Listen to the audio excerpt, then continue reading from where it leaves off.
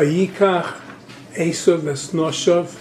He took his wives, his Banav and his children, Vespinosav and his daughters, Veskol Nafshas based on everybody from the rest of his household, Vesmignei, his cattle, Veskol Behemto and all his animals, Veskol Kinyon, everything he had acquired, Asher Rochash Beretz Canaan, Vayelech El Eretz. He went to the land, he went away from the land because of Yaakov, his brother, because they had so much property. They weren't able to live together. And the next sentence, Esau settled in Har Seir. Who had them? So when Esau left, who he put first? He put his wives and then his children on the camels to take them.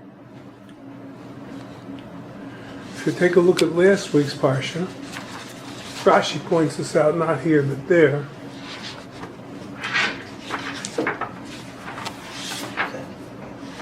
Keep one finger here. On page 347.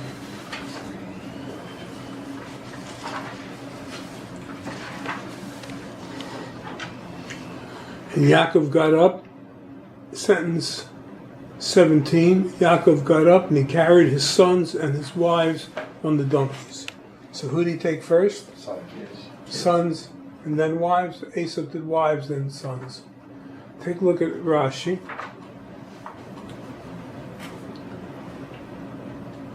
Jacob put the males ahead of the females, and Esau put the females ahead of the males. And he doesn't make any comment why. He just says that's what he did. Right? Rashi just makes a statement. So Maral says that this is the difference between a Jew and a Goy. A Jew, the main thing is continuity, the children. Goyim, it's intimacy. They want to have fun with their wives. If in fact there happens to be children, okay, the children come from that. But that's not their goal.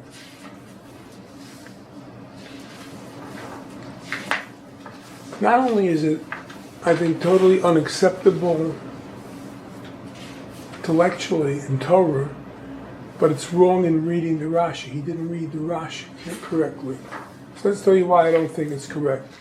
Because the Rambam holds the mitzvah of getting married is not the mitzvah to have children, the mitzvah is to get married. So you see there's some value in marriage itself, nothing to do with children. But he didn't read the Rashi right. Let's look at the language of Rashi here in sentence 17.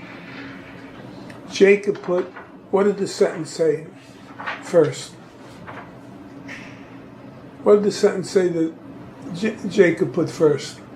Children. What? Lifted his sons. Sons, and then, and what does Rashi say Jacob put first? And his wives. He says Jacob put the males, his sons. Males and females. Right. It has nothing to do with sons and wives. It has to do with males and females.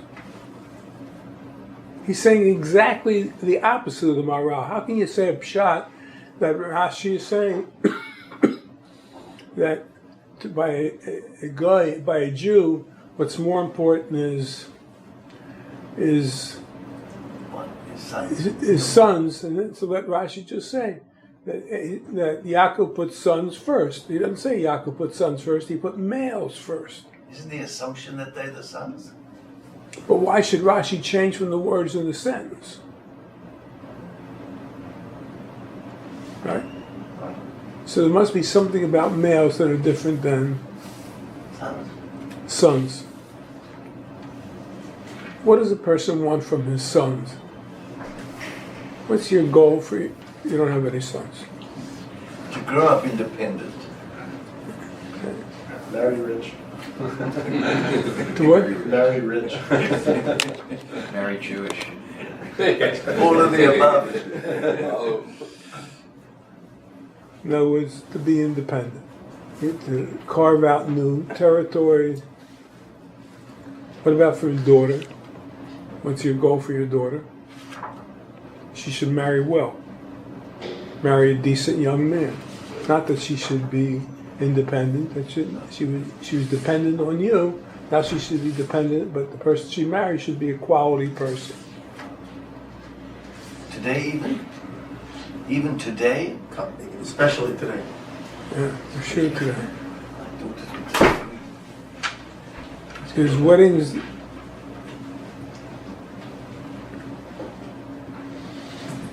I don't think that the present young daughters are being brought up to believe that they're going to leave the dependence of their fathers to be dependent on their husbands.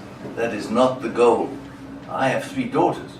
Maybe it's a biased sample, but nevertheless, none of those children, none of the girls of those children are being brought up with a view to other than being independent.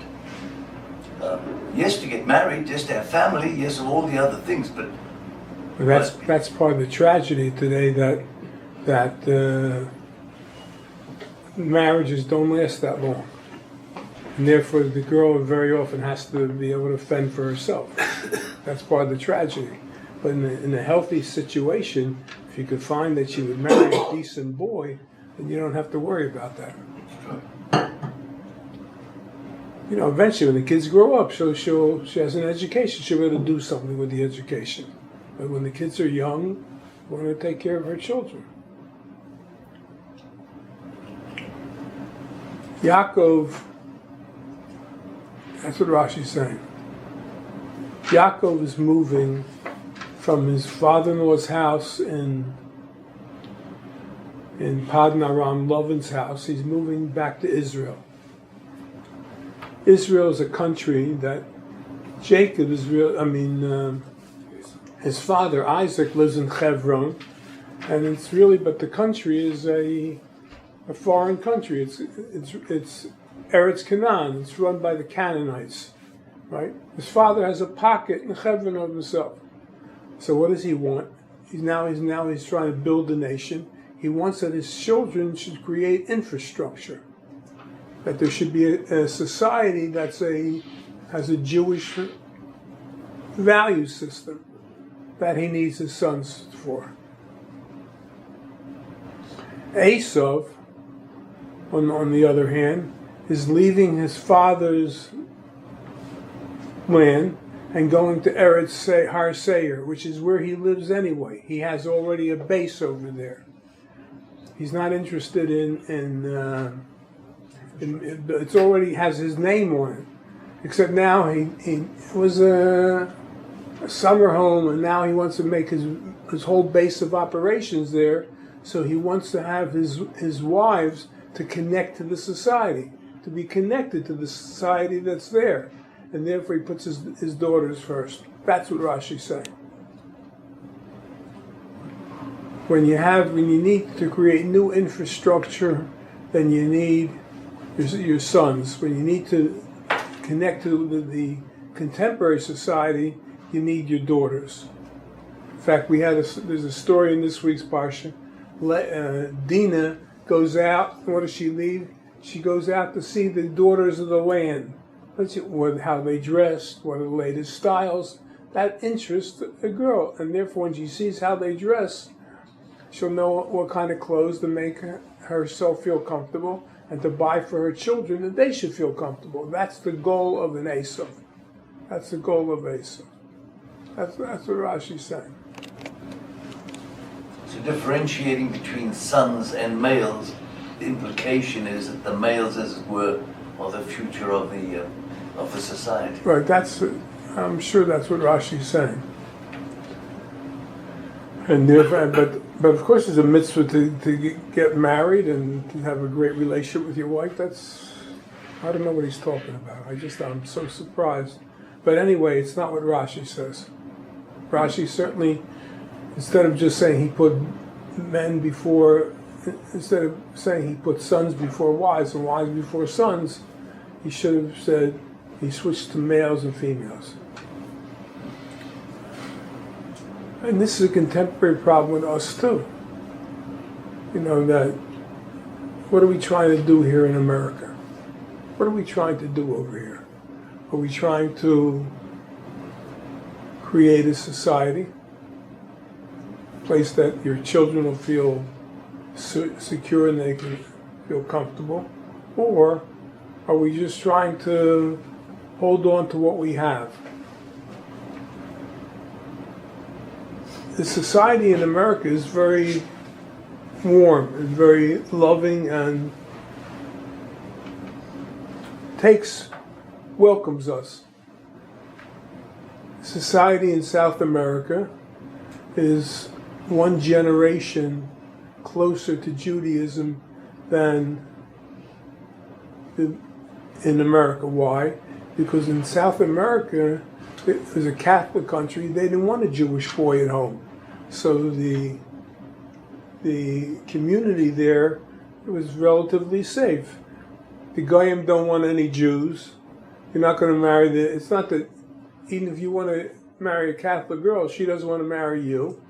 And therefore, all they had to do is hold on to a little bit of what they have. And they had very little, very minor institutions, but they held on to what they had. They come here to America, it's a shock. Because over here, and they're losing their children, they send their kids to schools where there's a taste of Judaism. They lose their kids because the non-Jewish girls are very welcoming here and they're very happy. And then all of a sudden they want to know, what can I do? In other words, I didn't keep anything. I didn't keep Rosh Hashanah. I didn't keep Yom Kippur. I didn't keep Shabbos for sure. And now my son wants to marry a shiksa. What can I do, Rabbi? But in South America, that was good enough. They didn't keep Shabbos. They went to shul once a year on Yom Kippur, but that was good enough because nobody wanted them. But you come to America, they need a much stronger thing. So there's a whole change in the culture just in a matter of one generation, depending on where you live. What I've seen in the South American Jewish communities is that, because of what you say, they build very strong internal Jewish institutions. Synagogues, JCCs, all kinds of things like that. Here, not so much. Here we don't necessarily build strong Jewish institutions as part of the American Jewish community. But it's only strongly Jewish over there. They have Hebraica. Hebraic is like the J, like the Y. But it's not. There's no real Jewish content. You just have you play sports on Shabbos, and a place for everybody to get together on Shabbos. Okay, because it's just a social club, but they're building a social club. A social club doesn't work here because you can get into almost any social club in the United States, and worse. So you go to college, the girls are very welcoming and BDS, very popular. And you're always every kid in the school is always defending Israel, and he doesn't even know how to defend Israel. It's an apartheid country. What they're doing to their Arabs over there. There's no real feeling for Judaism. They don't know the difference between a Jew and a non-Jew, and therefore they really need a real education here. That's what the message we're trying to give out. That's why we give so many classes and outreach to the Latin community. Rabbi Akiva every week gives a class downtown in a few places as outreach to the Latin community, that they should understand what being Jewish is, the value of being Jewish, because without that, their kids are going to be lost. He doesn't tell them to get more religious. Just know what being a Jew is.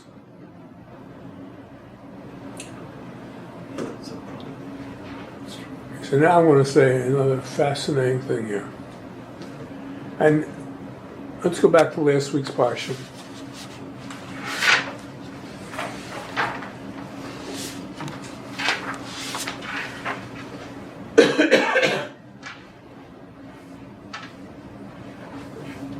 He makes a covenant with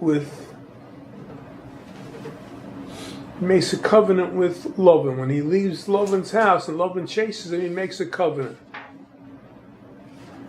And if you go to page 356, it says, we're making a pile of stones here.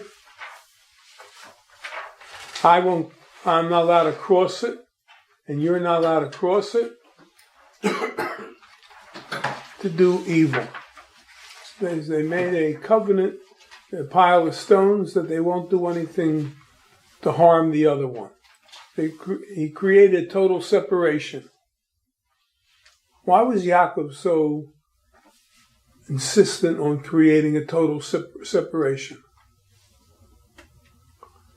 Why is Yaakov interested in making this covenant to create a total separation between love and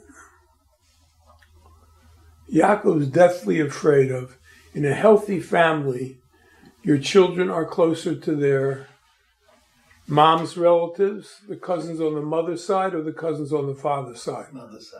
Mother's side. Because the wife is much more comfortable on holidays, going to her mother, which sometimes can be tough too, but nothing is as difficult as mother-in-law. So therefore, the kids spend more time with their cousins on the mother's side than the cousins on the father's side. In a healthy situation. So he's deathly afraid that now he's moving back to Israel, but they're going to visit Lavan and his family, and they're going to, and they'll be absorbed. Lavan will be the grandfather of the Jewish people. Jacob is the father, and Lavan will be the grandfather, and Lavan will absorb them. There's a fascinating medrash here.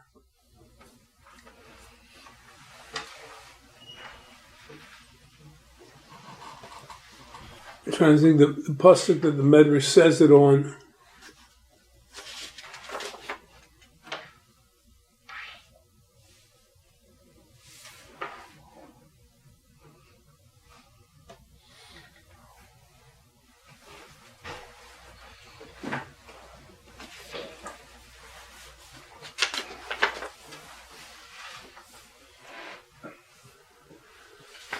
Anyway, I forget which sense it says, but it says in one of these sentences, the medrash says like this. Fascinating thing. Lavan called his animals, he took a shofar, a horn, not in the religious sense, a horn, and he called his brothers to come, or his children to come. He said, the way you call a dog. If you have an animal and you want him to call, you horn, and they come, and the animals gather into you. So, in other words, he treated all his kids like dogs. Now that doesn't mean dogs are very nice to you, and they give you a lot, but it's a very selfish relationship. The reason somebody feels so close to his dogs is because they give them a tremendous amount of good feeling. They're subservient, they make nice, and I see it. They don't answer back. What? They don't answer back. That's right. That's right. And they want you to be nice to them, and I see it in my condo. Everybody has a dog, and children they're still thinking about. But it's unbelievable the way what they feel about their dogs is unbelievable. Cuddle them. So listen to the mentality. That means his children were dogs. He treated them like dogs. It means he'll be very nice to them, but he's taking them over. What did Jacob do on the other hand? So look at this Rashi here.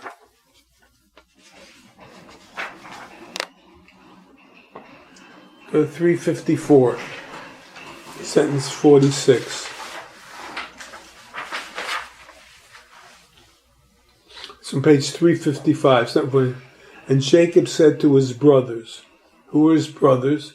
they're his sons, that they're called brothers because they would come to him to the fore in trouble and in case of war against him. That they're totally devoted to him. And not only that, he wouldn't be capable of fighting without the assistance of his children. Lavan says, if God had not told me, I would have been able to hurt you. And when the brothers saw that Lavan is a danger to them, they joined their father. The age difference between Yaakov and his oldest child is about 84 years. And how does he treat them? He treats him like an equal. A brother you treat like an equal, which is the most unbelievable message for us on how to treat our children. Nobody here is 85 years older than their children. We're 20 years older than them, 25 years older than them, but you have to treat them like equals. The way you treat your children, and if you treat them like equals, then they join with you and they become part of you. And he becomes the father that builds the Jewish people. How does he build the Jewish people? Because he builds the nation, because everybody is totally devoted to him. It's interesting. How come Jacob did this and we didn't find this by Abraham and Isaac? In fact, the Medrash says Abraham and Isaac didn't discipline the kids. They didn't discipline their kids, and they both did something wrong. That Abraham didn't discipline Yishmael, and Isaac didn't discipline Esau, and therefore they didn't deal with it properly. Yaakov treated them like equals, and therefore if they're equals and they come to you, probably can discipline to them because they trust you. Did Laban believe in Hashem? What? Was Laban Jewish, as it were? Laban, he's Jacob's father. No, he wasn't. What did he believe in? He did idol worship, but idol worship doesn't mean you don't believe in God. It just means Different, yeah, it means you have your way of connecting to God. But he was an idol worshiper. He was an idol worshiper, but it's just so therefore he is so compelled to separate them, because otherwise Lavan will take them over. If you treat your children like dogs, you're trying to take them over. And you can't build a nation if you're trying to take over people. You have to give them their space. And you also can't build a Jewish nation in a sense. Right. Obviously, if there's influence of a pagan worship, Right. family, Right.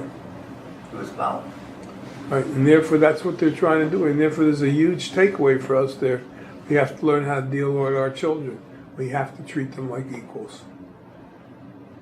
If they're like equals, they come and they ask you advice, you say something. If you have good advice for somebody, but they don't ask you, you say nothing.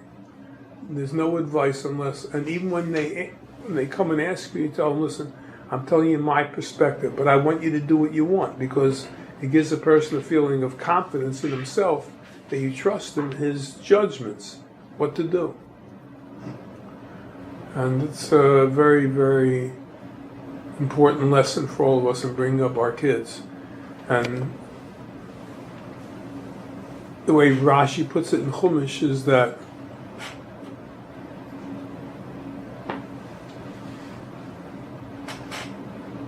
the job of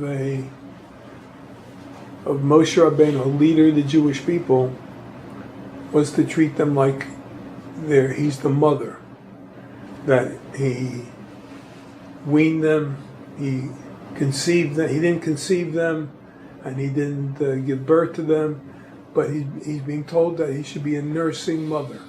A nursing mother means to give them a feeling that you're there. They're allowed to suck out their life energy from you. That's what nursing is, and that's what a mother has to do.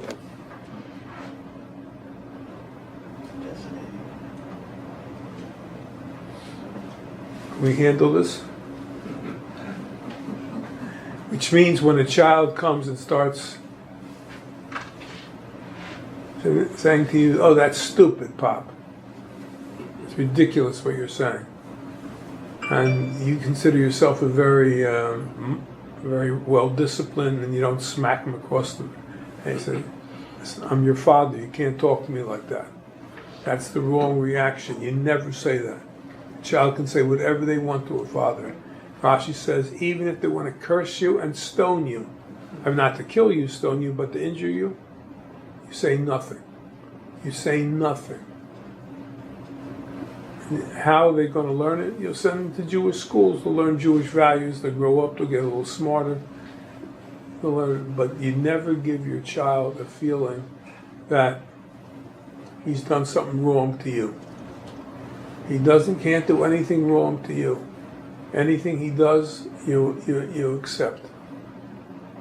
That's a very strong. At the end of the day, the child will learn. But if you're trying to straighten them out, all you're doing is alienating the child. You're controlling him. That's what he feels controlled. And control creates the exact opposite effect. You try and control somebody, then he rebels against you. When Adam ate from the tree, so we all have the genes of Adam. God said, "Did you eat from this tree I told you not to eat?" So what Rashi brings in Chumash, what Adam told God, "I ate and I'll continue eating. But did you not listen to me? I'll continue eating." That means he's rebelling. When you nail somebody for being disrespectful to you, what does he do? He lets you know you've just launched the war. That's a very important message dealing with kids too. What about consequences? I mean, it's fine they throw stones at you, figuratively speaking. But, they also have to learn that there's a balance between benefit and responsibility. Not from you, and not from your wife. From schools you'll send them to will learn some values. Because to you they feel it's self-serving. It's not about them, it's about you. That's what they feel.